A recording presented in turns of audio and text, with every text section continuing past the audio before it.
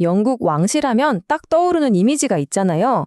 그런데 그 뿌리가 사실 독일에 있다는 거 혹시 알고 계셨나요? 오늘은요, 영어를 한마디도 못하던 독일의 한 영주가 어떻게 대영 제국의 왕이 될 수 있었는지 그 정말 믿기 힘든 이야기를 한번 따라가 보려고 합니다. 그러니까 한번 상상해 보세요. 세계적으로 유명한 이 영국 왕실이요. 사실은 그 시작이 정말 어이없는 우연의 연속이었다면 어떨까요? 영어를 전혀 못하는 독일 사람이 갑자기 영국의 왕이 된다? 이게 어떻게 가능한 일이었을까요? 이게 그냥 단순한 역사 이야기가 아니에요. 여기에는요, 왕위 계승을 둘러싼 치열한 정치 싸움, 종교 갈등, 그리고 한 여성과 그 가족의 비극적인 이야기까지 전부 얽혀 있습니다. 자, 그럼 지금부터 그 속으로 한번 들어가 보시죠. 자, 먼저 이걸 아셔야 해요.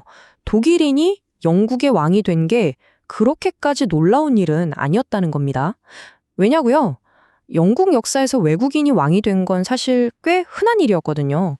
뭐 노르만 왕조도 그렇고 프랑스계 왕조도 있었고 수세기 동안 계속 반복되던 패턴이었죠. 보세요. 1066년 이후의 역사를 쭉 보면요. 오히려 영국 본토 출신 왕조보다 바다 건너온 외국 왕조가 잉글랜드를 다스린 기간이 훨씬 더 길어요. 재미있죠? 그리고 이제 곧 역사는 다시 한번 이 패턴을 되풀이하게 됩니다. 그리고 그 역사의 중심에 정말 아무도 예상하지 못했던 한 인물이 등장합니다. 바로 독일 하노버의 공주 조피예요. 당시만 해도 영국 왕위랑은 정말 거리가 멀었던 사람이었죠. 17세기 중반만 해도요, 조피가 영국의 왕족이 될 가능성은 거의 0에 가까웠다고 보시면 됩니다. 물론 제임스 1세의 손녀이긴 했지만 계승 서열을 따져보면 자기 앞에면 수십 명의 사람들이 줄을 쫙 서 있었거든요. 네, 그러니까 조피의 가능성은 사실상 없었던 거나 마찬가지였어요. 그런데 말입니다. 바로 그때 영국에서 벌어진 엄청난 종교적, 정치적 위기가 이 모든 판을 그야말로 송두리째 뒤집어 놓습니다. 상황이 어땠냐면요. 명예혁명으로 카톨릭 왕이었던 제임스 2세가 쫓겨나고 그의 개신교도 딸들인 메리와 앤이 차례로 왕위에 올랐는데 이들에게 후계자가 없었던 거예요. 스튜어트 왕가의 개신교 혈통이 여기서 딱 끊길 위기에 처한 거죠. 의회 입장에서는 망명한 제임스 2세의 카톨릭 아들이 왕이 되는 것만큼은 절대로 막아야 했고요. 자, 마라의 운명에 걸리는 이 위기 앞에서 당시 왕이었던 윌리엄 3세와 의회는 정말 파격적인 역사에 남을 만한 결단을 내립니다. 그게 뭐냐면 아예 법을 새로 만들어버린 거예요. 바로 왕위계승법인데요. 이걸로 왕위계승의 규칙 자체를 완전히 뜯어고친 겁니다. 이 법의 핵심 규칙은 아주 간단했어요. 영국의 군주는 반드시 개신교도여야 한다. 끝. 카톨릭 신자는 안 되고 카톨릭 신자와 결혼한 사람도 안 된다는 거죠. 근데 이게 어떤 결과를 낳았냐면요. 와, 정말 극적이에요. 이 단 하나의 조건 때문에 조피보다 왕위계승 서열이 높았던 50명이 넘는 카톨릭 친척들이 그냥 한순간에 전부 다 탈락해버린 겁니다. 그러니까 어떻게 됐겠어요.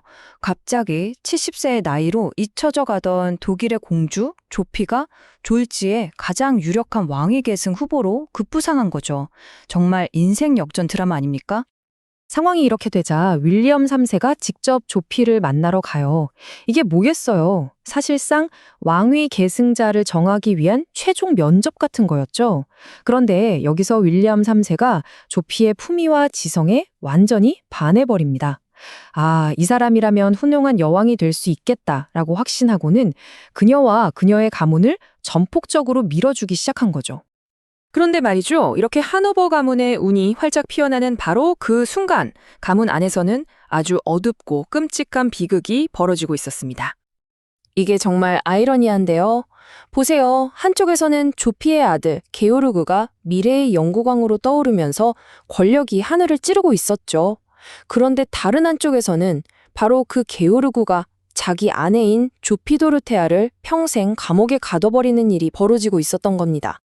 아내였던 조피 도로테아는 간통 혐의를 받아서 무려 32년 동안 성에 갇혀 지내야 했습니다. 32년이요. 한 사람의 인생에서 성인이 된 후의 삶 절반 이상을 감옥에서 보낸 셈이죠. 그녀는 아이들을 다시는 볼 수 없었고, 심지어 아버지가 임종 직전에 딸을 보고 싶다고 애원했는데도 남편인 게오르그가 허락하지 않았어요. 게오르그가 영국왕이 될 가능성이 점점 더 커지면서 혹시라도 스캔들이 될까봐 그녀를 풀어줄 생각은 아예 하지도 않았던 거죠. 그의 공적인 명성이 중요해질수록 아내의 자유는 완전히 사라져버린 겁니다. 자, 이제 법적으로는 하노버 가문의 계승이 확정됐습니다. 그러자 아주 이상하고도 팽팽한 그런 기다림의 시간이 시작됩니다. 마치 장거리 경주 같았어요. 누가 먼저 세상을 떠날 것인가?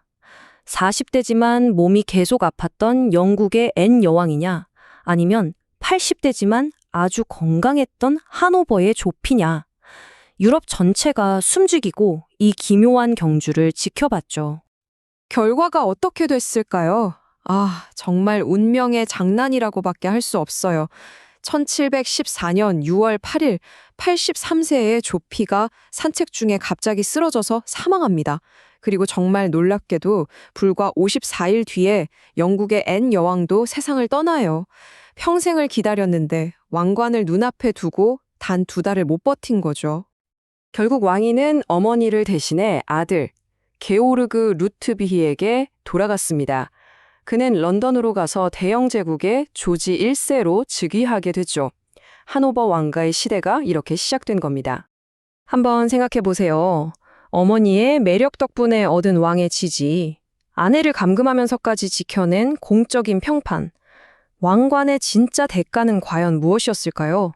결국 법조항 하나와 몇 번의 죽음, 그리고 단 한 번의 성공적인 만남이 이 모든 역사를 결정지은 겁니다. 역사가 얼마나 예측 불가능하고 또 때로는 얼마나 비정한 우연으로 만들어지는지 이 하누버 가문의 이야기만큼 잘 보여주는 사례도 없을 겁니다.